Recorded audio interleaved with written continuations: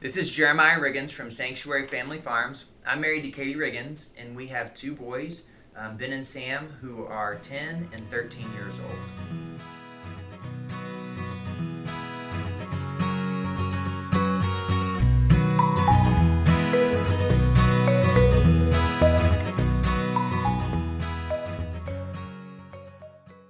It is a simple question. Where does your strength come from?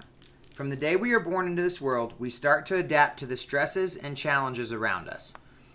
I remember when my boys were born. Although both were an easy delivery, it was a fight. They both came out screaming. I don't know if I have ever heard of a baby coming out laughing and cooing. When Benjamin was born, I remember holding him and thinking what a perfect little head he had. As I was holding him, I noticed his little hat wasn't on right, so I tried pulling it down. It wouldn't go down. As I pulled the hat off to fix it, I realized that little perfect head was cone-shaped and went all the way to the end of the hat. His struggle to make it into the world had left its mark. The point that I'm getting at is that since we left the Garden of Eden, life has been a struggle. God said that woman would bring life into the world only through pain, and man would only live by the sweat of his labor. So from the time we come into this world, it is a fight, and that doesn't stop until we're dead. Thankfully, God built us with the ability to adapt to the struggles of this world. Being a counselor, I have seen people survive in and thrive after some extremely difficult situations. One thing I've also noticed is that life struggles also leave us with scars. These scars are the negative adaptations we make to these hard situations. These can be things like a need to control, not getting close to others, addictions, and many other things we use to get by. Over time, we begin to believe that if we want to get through life, it is up to us to make it happen. We must adapt and control our world, or something bad will happen. However, these adaptations that we have were only meant to be a temporary fix. They were there to keep the lions and bears from eating us. What God ultimately wants is for us to return to the garden. He wants us to walk with Him and be His friend in the cool of the day. He provided a plan for this by sending His Son back as the second Adam. In 1 Corinthians 15:45 through 50, it says, "And so it is written, the first man Adam was made a living soul. The last Adam was made a quickening spirit. Howbeit that was not first which is spiritual, but that which is natural, and afterward that which is spiritual. The first man is of the earth, earthly. The second man is from heaven. As the earthy, such are they also that are earthy, and as is the heavenly, such are they that are heavenly. And as we have borne the image of the earthy, we also bear the image of the heavenly. Now this I say, brethren, that flesh and blood cannot inherit the kingdom of God, neither doth corruption inherit incorruption." So our return to the garden is based on our spirit, and remaining in the world is based on our flesh. One of the hardest things in life to do is to give up our adaptations. Our whole life up to this point has told us that the way we have adapted to the situation has kept us safe or loved.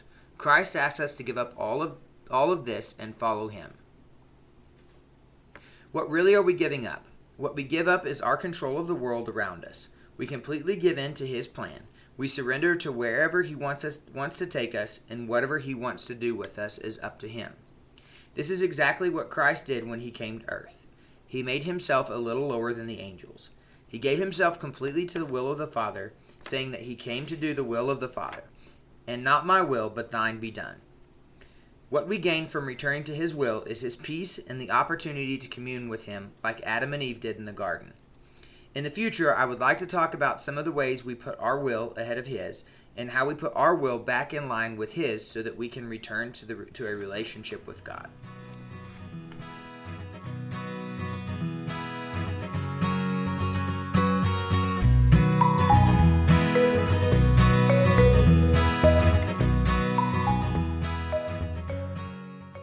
Hello, Bear.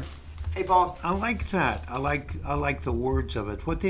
When I read it and listened to it, it reminds me of a situation I had in counseling many years ago, when a Christian couple, decided that they wanted to adopt someone from Russia, a child. And first they thought they were getting a young child, and later found out that the Russian authorities had lied to them a little bit, and they got like a 14-year-old boy.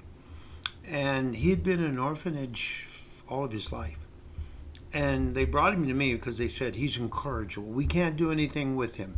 He lies, he steals, he does this, he tells us one thing, he does another. We take him to church, he learns all this, he says all the right answers. But then deep in his heart, when he's left alone, he reverts back to doing what he did. The stealing, lying, and cheating. And I sat down and I talked with him. And the Lord gave me an understanding of him. And I said, so, you're still in the orphanage, aren't you? And he looked strange. He said, what do you mean? I said, well, you know what you were in the orphanage. You know how you had to act. And he, lights lit up, and he said, oh yeah, you had to fight for your life, because even though they gave us food, if you didn't fight for your food to keep it, they'd steal it. And anything you had, they'd steal it, and they'd beat you up just because they wanted to beat you up. And it was a total struggle every single day. And I said, so you've come to America, but you brought the orphanage with you. And he looked at me and he says, yeah, that's right. The hard part about it was getting the people to understand, the people that adopted him, that if they just loved him by saying, I love you, and gave him clothes and toys and gave him things that he wanted, that they thought instantly the orphanage would just vanish away. And it didn't. It didn't. I think in the end, they finally sent him back to Russia because they couldn't get the orphanage out of him. And that was it was kind of a tragic story, because this young boy was surviving. Is there any similarities to him and to us at times? Yeah, I mean, for sure. Something I think about as you're talking about that is this idea that so much of what hangs us up really is a stunted development. It's our thinking, our feeling, our emotions get stuck in a childlike state, and we never really move past that, or we never really grow up. So in times of desperation, we revert back to like being little kids all over again. Survival of the fittest kind of thing. You don't see a whole lot of empathy, love, compassion in little bitty kids. I mean, they mimic it, but if you take their block, you're going to whack the other kid on the head, at least until they understand consequences. Mm-hmm. Yeah, but I think that's part of it. It's like we get hung up, we get stuck at some particular point in our life, and we choose never really to move past that. Well, how do we do that? Because it's like he was always, his deal was, like you said, his deal was control. He had to maintain control. He was the youngest kid I think I could say that I ever knew had PTSD. Mm-hmm. Because, when he went to bed at night, it wasn't a secure bed he slept in until he was here. But then he didn't believe it was secure. Mm-hmm. And I knew the couple that adopted him, and they were very good Christians, very loving. And out of a sense of generosity of wanting to maybe have a son, because they had daughters, but anyway, wanting to share what they had, there was a genuineness there. But they could not comprehend that if you give something good, that it's not just readily able to give up the bad. Mm-hmm. Yeah, and I think it's tough, because after a certain age, I think, and this is going to sound counterintuitive, but the in my opinion, and we can talk about this because it may be wrong, but in my opinion, after a certain age, the resolution of our problems resides inside of us and not inside of other people. So you can tell me you're loved, you're secure, you're okay, you're good, you're this, you're that, but the solution to that resides in me. So that kid that gets stuck, those old emotions and feelings that get stuck, you're the one who has to mature that person. No one else can do it for you. No one can love you enough to make you feel loved. No one can feed you enough to make you feel fed. No one can house you enough to make you feel secure. That resides in you, because only you can move through that. And I think the way we move through that is by what we believe. We have to change the underlying belief of that and who we believe in. we have to accept, you said it in sermons so many times, we have to accept where the scripture says, I'm fearfully and wonderfully made. Marvelous are thy works. As a preacher, you can tell me that 1,000 times, but it only is real if I believe it. Mm-hmm. And so we have to, and I know this probably sounds flaky to some extent, but as we mature, part of what maturing is it's our responsibility to love, nurture, and care for that kid that's stuck inside of us. Mm-hmm. We have to catch him back up to where we're at. You may be physically 25, you may be physically 30, you may be physically 50, and have parts of your life that are stuck at 10. And you have to mature that 10-year-old back up to that 50-year-old. But you have to believe it. You have to work on it. You have to do it. Because so often we try to fill that hole up and mature that piece inside of us from everything on the outside. Control. If I can control this, then I can fix it. If I put enough, drugs in my system, it changes the neurochemistry and makes me feel okay. If I find the right woman, she'll fix me and set me straight. If I have kids, I can heal through my kids. And at the end of the day, you only heal by what you believe. You're healed by your faith and by your belief. I read one time, and I'm not sure who said it, but I didn't create the idea, but I love it, was the fact that there's three of us, actually. Mm-hmm. There's the child within me. Not that I've grown, not that I outgrow my child and become an adult. It's that the child still is in me, even as an adult. But I have a child, I have an adult, which the word adult is supposed to be the responsible person who can look and see and seek truth and reality. And then I have my critical parent, which was the one who always was criticizing, condemning, not being truthful in that. And that seems to be the trifactor of things in me. And sometimes I want to say, yeah, but I'm not a kid anymore. Yeah, I am a kid anymore. Mm-hmm. I grew up and cheese was very important for me because we didn't have any. People would look at our situation in life growing up and say, wow, y'all were food deprived. And I'm going, you mean I was hungry a lot? Yeah, that's right. I was food deprived.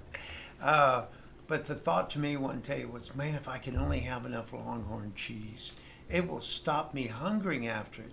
And it didn't, because I could put cheese in my mouth. I just couldn't feed my child. Mm-hmm. Yeah. I think that's very accurate, and I think getting at the same ideas. And we call them a bunch of different things, and everybody has a different name for it at some level. But what I think at a very basic level, what's still amazing to me is that when those things get triggered for me, those hard memories, those hard things in my life, how overwhelmed and how quickly overwhelmed I can get with that. I feel like Paul sometimes, studied under Gamaliel, all that kind of stuff. I've been about as much school as you can go to and as much as anybody should be forced to suffer through.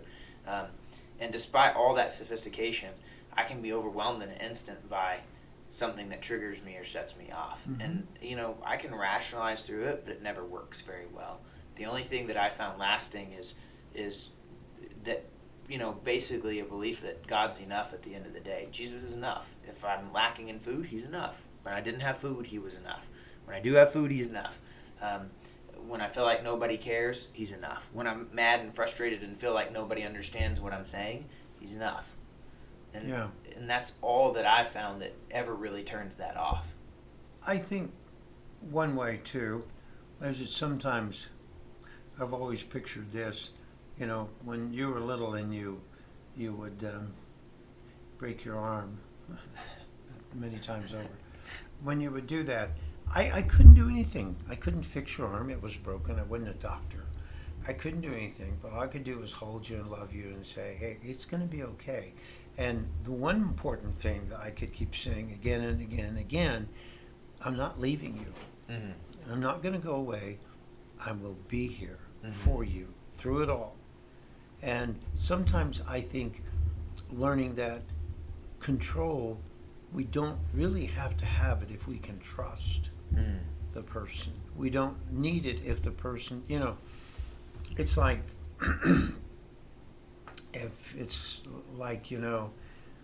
if you didn't have any money, you had dad. Yeah. So you had all of dad's money, whatever amount you needed, you had. Mm-hmm. If you couldn't protect yourself, And I was able to, you had Dad's ability to fight, Dad's ability to protect, Dad's ability to do this. I think sometimes controlling is the thing. I've got to go it alone. I don't think we were created to be alone, because even when God made Adam and Eve, He didn't leave them alone. Yeah, which is interesting to me, because I agree with that. We're not made to be alone. But the hard part is that we're also not made to be dependent on other people either, which is very difficult because, along with the idea that we want to control things, we also have these expectations of people, what we expect people to give. And I think we spend so much of our life, we do a couple of things. I think we make people heroes in our life. They're gods, they're deities, and they have to do no wrong. And we hold them up on a pedestal of doing no wrong, and then they let us down. And then we hold ourselves up as the heroes of our own stories. So if anything happens, it's everybody else's fault, and we try to fill all these needs with people. And that would be, I think that would be interesting to talk about, because I don't know that I know the answer where the balance is between codependence on people and having people in your life. I think it's a very difficult balance. Well, I think it depends on the fact of Jesus walking in the cool of the evening with Adam and Eve. And He didn't say, they didn't have to say, can I eat this food? Can I eat this food? Can I eat this food? Because He said, look guys, it's a garden I made for you. Take over, manage a garden. Just two things don't do. Don't eat of this tree, because I put it in the middle of the garden. Don't eat of it. I don't think He managed them in such a way. He certainly didn't micromanage them. But they were really, they hid from Him when He called them after they'd sinned, but they came out. So sometimes I think there's this realization that I'm not dependent on someone. I will not die if they do. But there, as the situation said,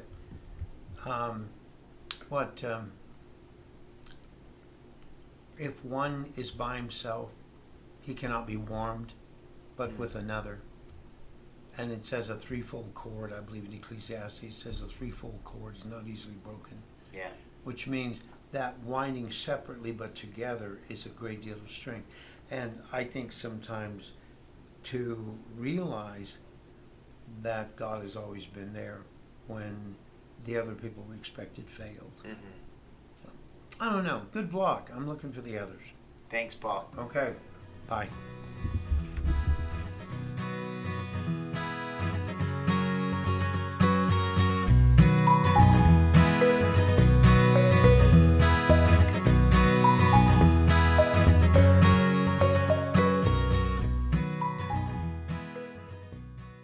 Hey y'all, thanks for joining us for Around the Supper Table.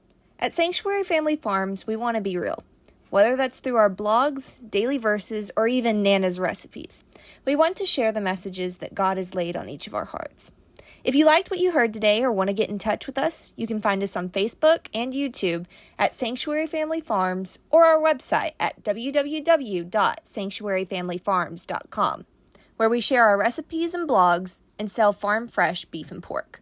We can't wait for you to join us again for next week's episode.